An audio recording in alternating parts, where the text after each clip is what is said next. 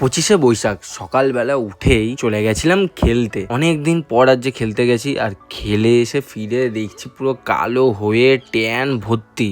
Fresh হয়েই চলে গেছিলাম রান্নাবাড়ি শুরু করতে। আর আজকে করেছি হচ্ছে ভাত, ডাল আর তার সাথে মাছ ভাজা। আর মাছ আমাদের দেখো, বাঙালি মানে মাছ তো খেতেই হবে, আর মাছ না হলে হয় না। তো আজকে শুধু একদম সিম্পলের ওপর ভাত, ডাল, মাছ ভাজা। বাড়ির সব মহিলাদের সেলুট। প্রত্যেকদিন রান্না করে গ্যাস মোছা, বাসন মাজা, এগুলো কিন্তু চারটিখানি জিনিস না। এই গরমের মধ্যে এগুলো কমপ্লিট করলাম, তারপরে বসেছিলাম খেতে। আর খাওয়াতে আজকে হচ্ছে ভাত, ডাল, মাছ ভাজা, তার সাথে আগের দিনের মাছ আর যে পুঁইশাক ছিল ওটা রয়ে গেছিল। তো ওগুলো খাওয়া দাওয়া করে নিয়েছি।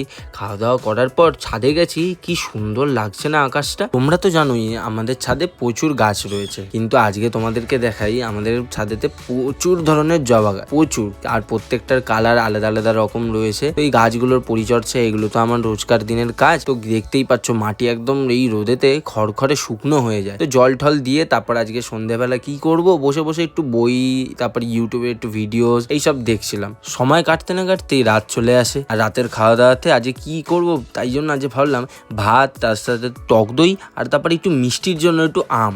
কারণ শুধু টক দই দিয়ে না ভালো লাগে না, তাই মিষ্টির জন্য একটুখানি আম দিয়ে দিলে বেশ ভালোই লাগে। কারণ এমনি মিষ্টি চিনি দিয়ে তো খাই না, তাই নর্মাল আমটা দিয়েই খেয়ে নিয়েছিলাম। তো আজকের দিনের ব্লগটা এইটুকুই। আবার কালকে নতুন দিনে নতুন ব্লগে দেখা হচ্ছে।